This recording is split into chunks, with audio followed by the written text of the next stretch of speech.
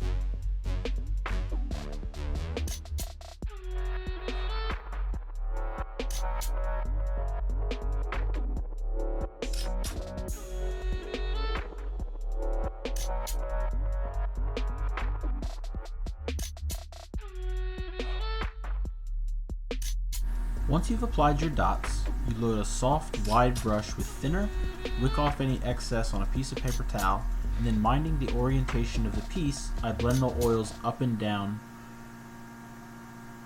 This is going to create soft streaks, blend all the colors, and create random variations of colors across the model, making the surface much more interesting.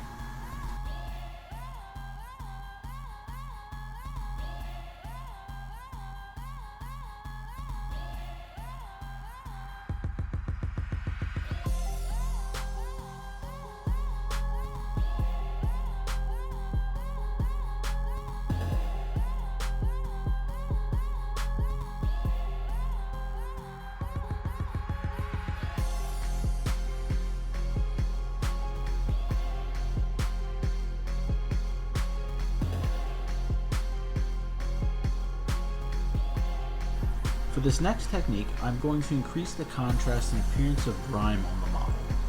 Just to show you don't have to use oil brushes for everything, and you can use any kind of oils that you want, I grabbed a bottle of Obtolong Black and I put it in my mixing dish with some thinner just to make it a little bit more workable.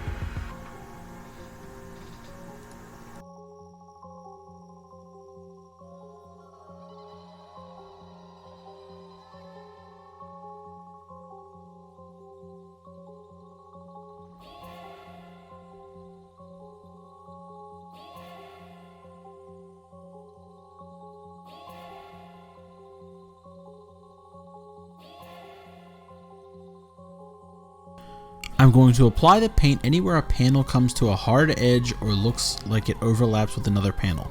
Basically anywhere I think dirt and grime would accumulate heavily.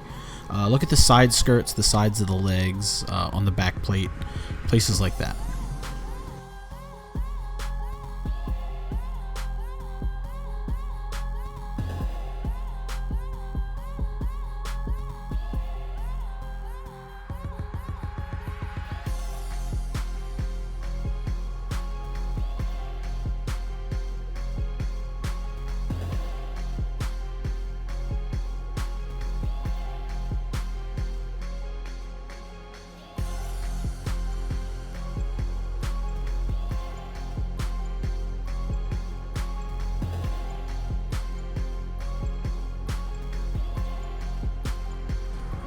Once this has had a moment to dry, I take a small brush moistened with thinner and I blend it into the area where the panels meet, leaving irregular patterns and thicknesses of paint behind.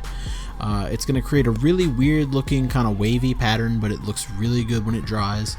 Then I'm going to flip the piece over and I'm going to repeat the process again from the other side.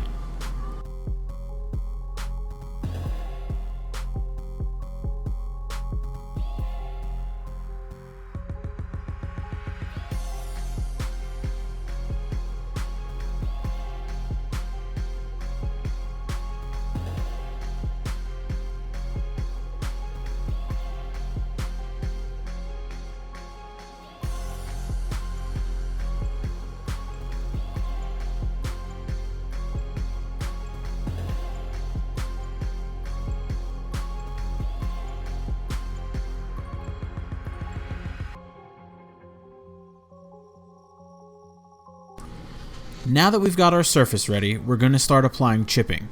I'm going to do this in 2 layers, and I'm going to do it with a sponge and a small brush. The first layer of chipping is going to be done with a base of yellow mixed with white to make it a little bit softer than my base color. And then the second layer is going to be done using a rust tone. You can use a darker tone or a metallic tone here if you want.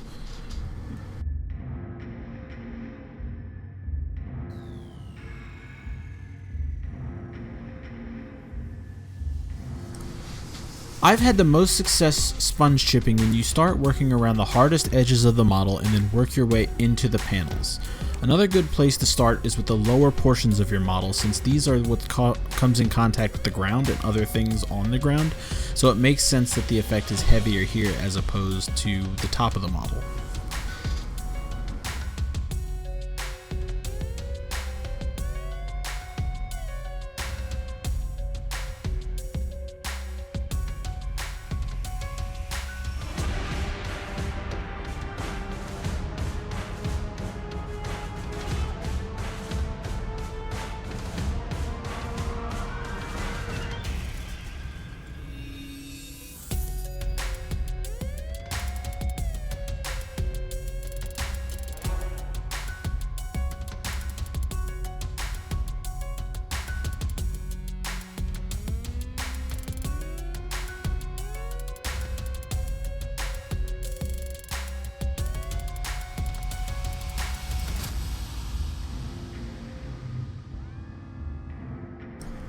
Once your chipping is done, we're going to create irregular looking rust stains across the entire surface of the model. I'm going to go back to my oil brushes here for a little bit. I'm going to apply small dots of light rust color to the center of my larger chips or in the masses of tiny chips around corners and things. Then I'm going to come back and put a few smaller dots of a dark rust color in the middle of those, and then we're going to blend them out.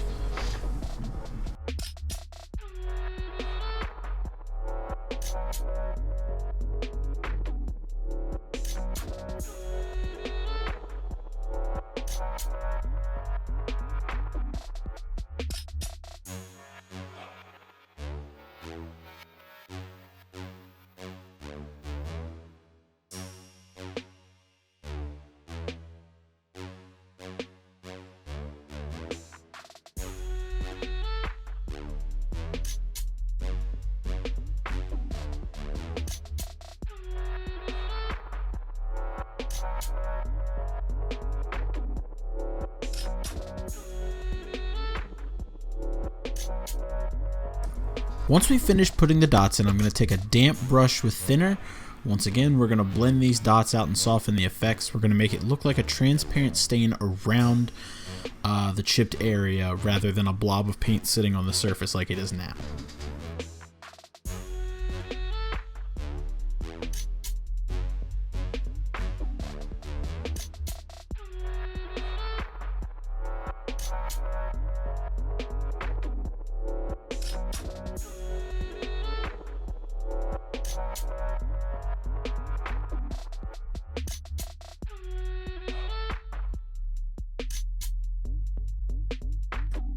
Alright guys, we're almost at the finish line. It's time to start applying some pigments. There's a lot of ways to apply pigments, but I'm going to put them this way.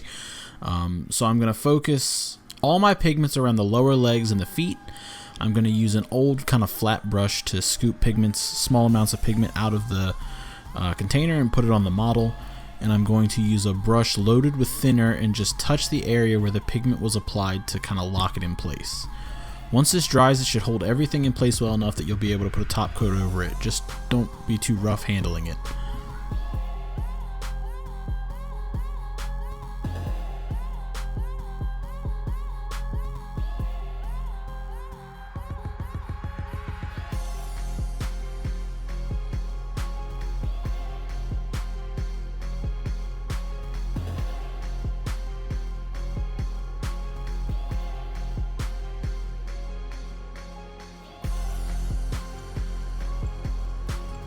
Alright, so the last major step is going to be the visor. Before I jump straight into this, I'm going to just go ahead and dip it in some pledge so that the oils don't crack or damage the plastic.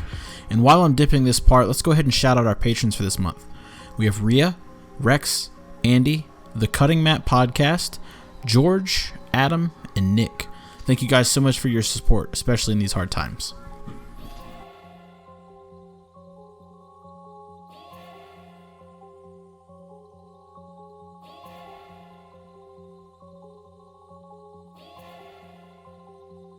Once the pledge dries, we apply a dot filter to the front of the mask. I use streaking dust, grime, and starship filth to put dots across the surface of the visor. I use my dark colors towards the bottom. I put the dust across the entire surface, and then the grime was kind of up at the top. Same as what I did when I did the dot filter at the beginning of this video. We just kind of blended all those colors together, but rather than blend it into the surface entirely, I left a lot of the paint to sit there.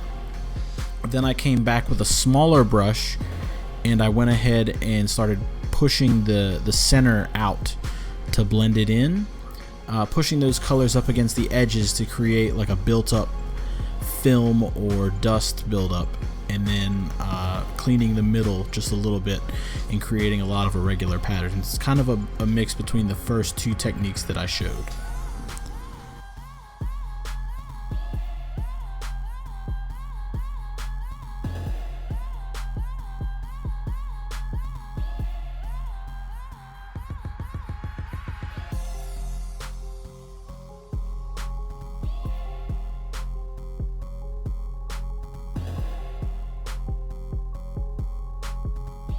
So all that's left is to apply a matte coat and lock everything in. We can call this one done.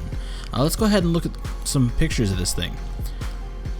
Hopefully you've enjoyed this video. This model was kind of a test bed for a lot of these techniques for me. It's the first time I've kind of taken weathering, planned out what I wanted to do, and then applied these techniques in a very specific manner. Now you can apply a lot of these techniques separately. You can skip certain areas if there's something you're not really keen on the look of, or you can stop anywhere you like following the process, and you're going to have a really nice looking model somewhere in the way. I have a couple of other builds coming up soon that I'd like to apply very similar weathering techniques to, and every technique that I do from this video or in those videos will be expanded upon a little bit more. This was just kind of a brief overview, but it still gives you the idea of how these techniques work. And with that, hopefully you guys enjoyed. I will see you guys with the next video. Thanks for watching. Later.